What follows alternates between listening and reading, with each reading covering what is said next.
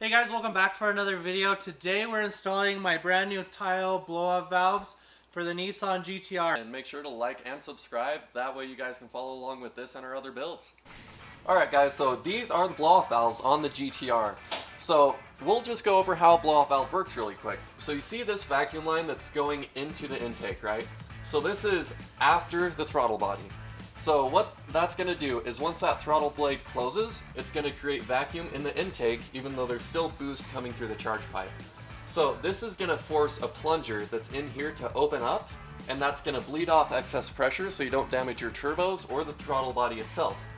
And when it bleeds off, this one, it's not a vent to atmosphere, it's a recirculation. So it's going to go back into the intake tube, and what that's going to do is help it spool a little bit quicker when you get back on the gas. Alright guys, so in order to take this off, we're going to have these two clamps here and then two 12s, so we'll go ahead and start working on it. Before you take these bolts out all the way, I would recommend getting these off just so you're not having to struggle with.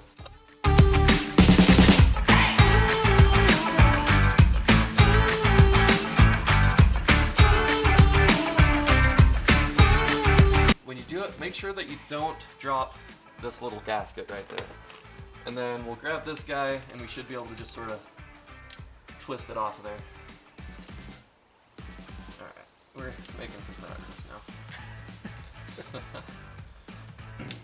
Alright, and then right there, if it focuses right, you can see this little plunger. So that's going to open up, and that's what's going to bleed off your extra boost coming in when you close your throttle blade. Before you order your blow-off valves and make sure you have the correct spring in it, you're going to want to measure your vacuum level. So what you're going to want to do is grab a vacuum pressure gauge from just any of your local auto parts store, hook it up to your intake, start the car, and see what it reads. In order to hook this up, all we're going to do is take off our vacuum line right here. So let's get this guy loosened up real quick.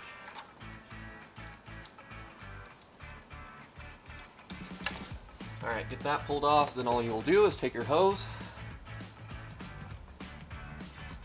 plug it in, and now we can start the car, read the vacuum, and see what it's at. I'm going to start the GTR real quick and we'll see what it reads.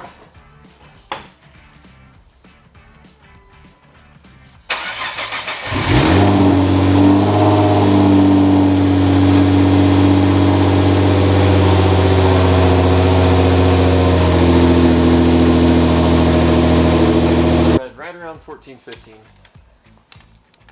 Alright guys, so after you run it, you see what it sits at once it drops down in idle. Grab your piece of paper, and then right there it'll say use if vacuum at idle is between. So we'll go here, and 14 inches of mercury to 17, so we're right at a 9-pound spring.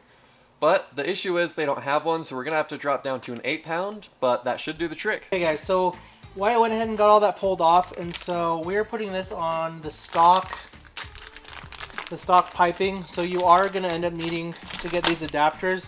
These are torque solution adapters for the tiles. These were about 50 bucks for both of them, so not super expensive. But when you go to install them, you'll use the same gasket that you had on them before. When you get the tiles, you're going to end up having the tile, and you notice how it's definitely a little bit of a different shape. So it's got the big old piston in there, and then you get these clamps, and you should have a gasket with it as well. And then you're going to also have this little vacuum banjo bolt. And so when you go to put it on, just make sure you pull one of the top washers off and put it on the bottom, because that's going to help you create that better seal on there. And so we're going to let Wyatt go ahead and show you guys how to install these.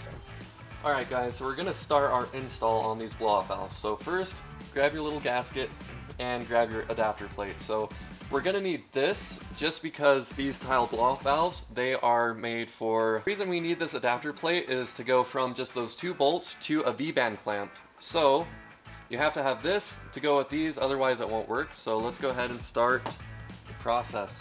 So when you put this little gasket on, make sure that these flanges are facing towards your charge pipe. So you're going to have an O-ring that's going to sit around the outside of this. Alright guys, so when you're installing these blow-off valves onto the charge pipe, make sure to sort of assemble it a little bit prior to putting it on. Don't tighten it up, that way you can clock it exactly where you want it.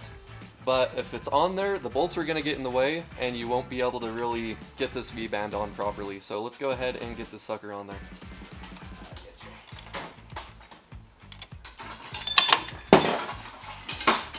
Alright guys, so after you get those all tightened up, go ahead and make sure they're clocked exactly where you want it. Get your pipes on. So we have the blow-off valve pretty much mounted. It's not tightened up yet. Don't forget to do that once you're finished up. But we did have to go get some more vacuum line just because it was a little bit short from the factory because these things are so freaking massive. So we got some more, so we're gonna get this cut in length, get it hooked up, make sure that everything's tightened up, and we're good to go. So let's get to work. Yeah. All right, everyone, so it's all installed. Just make sure, like I said, make sure that this guy's tight, your bolts are tight, make sure this banjo bolt's tight, and all of your fittings are on and nothing's loose. That way you don't have any boost leaks or any vacuum leaks. So, since we have this guy on, we're gonna go ahead and start on the other side, and we're just gonna do a time lapse on it so you can sort of see the whole process in motion.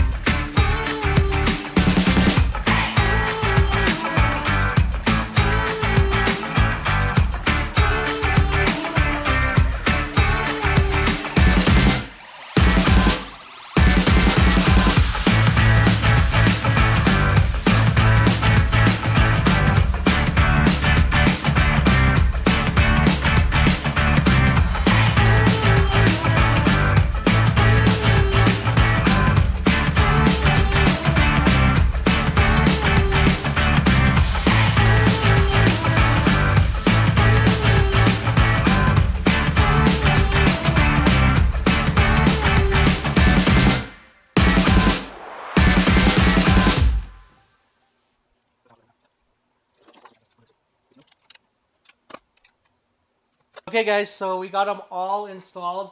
One main reason why I ended up choosing the tiles over all the other types of blow valves is one, these are recommended for all your high horsepower builds, and two, you don't ever have to buy a blow valve again. If you want it recirculatory or if you want it vent atmosphere, you can just buy the kit and just change them out. It's like 50 bucks to change it to vent atmosphere, and it's 50 bucks to go from vent atmosphere to put it to recirculatory. So I say that's super nice. And then when you are creating those higher boost applications as well, when you do new turbos and stuff like that, the springs for these are only 20 bucks a piece as well. So also not super expensive.